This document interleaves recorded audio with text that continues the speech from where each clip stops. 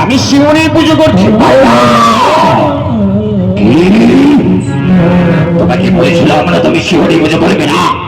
ওই শিবনী আমার পরম শত্রু। বন্ধ করো তোমার শিবনী পূজা।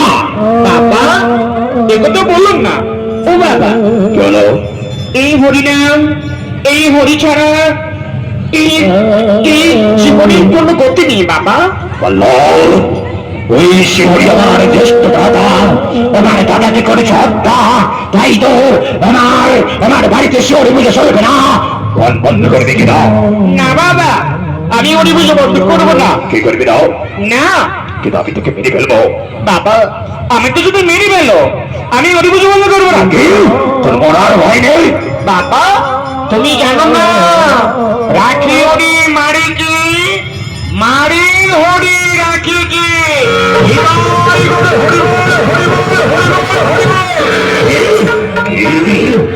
হরি মানে রাখে, হরি মানে কি, মানে হরি রাখে কি? তবে আমি তোকে মেরে ফেলবো। কি করে দেখে তোর শিহরি কি করে বাসায় আমি তোকে মেরে ফেলবো। বাবা মেরে ফেলবো, বাবা মেরে ফেলবো।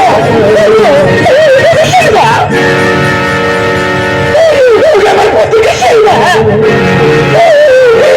আমার পুত্রকে ছেড়ে দাও। মহারাজ আমি তোমার চোখের বলছো তোমার পুত্রকে এমন শাস্তি দেবে না। তুমি তোমার পুত্র, তোমার পুত্র আমার পুত্র নয়। যে শিহরি পুজো করে, যে শিহরি নাম নেই, সে আমার পুত্র হতে পারে না। সে যে আমার পরম শত্রু। তাই বলো তোমার পুত্রকে বলো এই বাড়িতে থাকলে হরি পুজো চলবে না। মহারাজ আপনি কি বলছেন? আমি যা বলছি তোমাকে অক্ষরে অক্ষরে মনে করতে হবে। উনি বাবা পাল্লা মা, উনি বাবা তোর বাবা থেকে যা বলছো তুই তাই করবে বাবা। একথা বলুন না, জানো না শিওরি ছাড়া জীবীর কোনো গতি নাই। ওমা ওমা ওই রাখো সবাই যেন বাহু মিলে বলছে বলছো হরি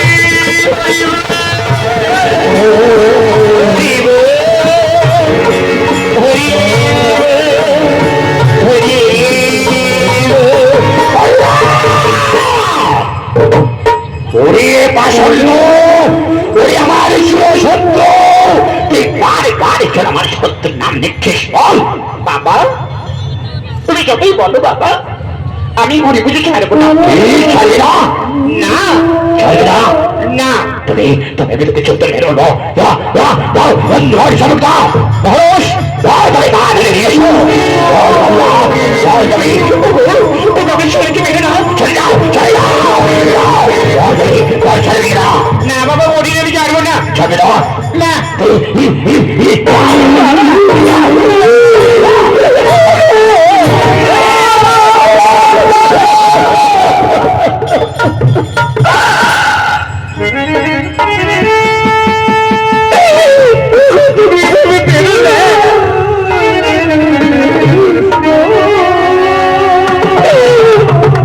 মাত্র পুত্র মনে পাল্লা তাকে শুধু তুমি মেরে ফেলো। আমি মা হয়ে কি করে থাকবো বলো? 10 মাস 10 দিন পুত্রকে গর্ভে ধারণ করেছি।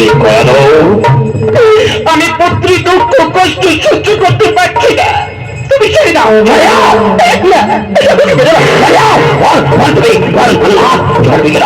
না বাবা তুমি মেরে মেরে নিয়ে গেল রাখি হরি মারি কি, মারি হরি রাখি কে।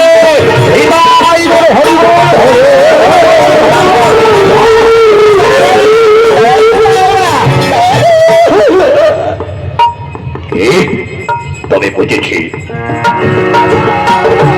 বুঝেছি তবে মহারাজ আদেশ করো। তুমি একটা কাজ করো। মহারাজ এই আমার পুত্র নয়, এই আমার শত্রু। এই শত্রু কোনো দর্শন করতে চাই না। তাই বললাম বাবা তোমার এখন শিহরি পূজার কোনো সময় নেই, তুমি পড়াশোনা করবে। বাবা হ্যাঁ বন্ধুগণ, মহারাজ আদেশ করুন আমার। তুমি এক কাজ করো, যাও মাস্টার মশাইকে ডেকে নিয়ে এসো। ওই মাস্টার মশাইয়ের সাথে ওই মাস্টার মশাইয়ের পাঠশালা আমি প্রহ্লাদকে লেখাপড়া করতে দেবো। ঠিক আছে মহারাজ, আপনি চিন্তা করবেন না, আমি এক্ষুনি মাস্টার মশাইকে নিয়ে আসি আপনার রাজ দরবারে। কয়ালো, মহারাজ, তোমাকে বারবার একটা কথা বুঝে বলছি, মহারাজ, এই পাষণ্ড, এই আমার চির শত্রু কিছুতেই যেন হরি পুজো বন্ধ করতে না পারে, হরি পুজো যেন কিছু করতে না পারে। আর যদি হরি পুজো করে তাকে আমি কঠোরই শাস্তি দেবো, কঠোর।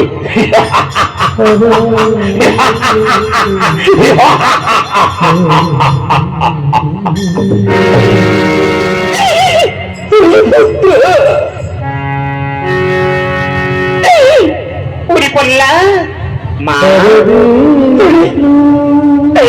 তুই আমার নয়নের মনে বাবা, তুই আমার জীবনের টুকরো, তুই হরি পুজো ছেড়ে দে বাবা। না মা, ছাড়বো না, ছেড়ে দে মা। মা, আমার শিউরি পুজোর সময় হয়েছে, তুমি একটু দাঁড়াও। আমি সমস্ত শিউরি ভক্তের কাছে কিছু দুঃখিত দিয়ে আমি শিউরি পুজো করবো মা। ওরে বাবা, এই সময় তোর বাবা নেই, যা তাড়াতাড়ি তুই শিউরি পুজো কর। ঠিক আছে মা। এভাবে প্রহ্লাদ বাধা বিঘ্ন পড়িয়ে শিহরির পুজো করবে। তাই আপনাদের কাছে শিহরি পূজার জন্য কিছু দক্ষিণা নিতে গিয়েছে মা। বাবা, আপনারা কিছু দক্ষিণা করবেন, কিছু দান করবেন। এ দানে বিফলে যায় না বাবা, এ দানে বিফলে যায় না মা, এ দানে যেন ভবপারের কাজে লাগে।